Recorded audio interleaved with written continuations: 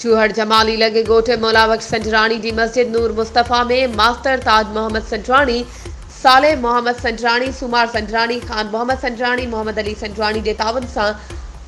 ख़त्म क़ुरान मजीद जी महफ़िल मुनक़िद कई वई, जंहिंमें हज़रत अल्लामा मौलाना ग़ुलाम नबी समो रमज़ान शरीफ़ जे भलारे महीने जी फ़ज़ीलतूं ऐं बरकतूं बयान कयूं, जॾहिं त नात ख़्वान ग़ुलाम मुर्तज़ा लोहार, मोहम्मद यूसुफ समो,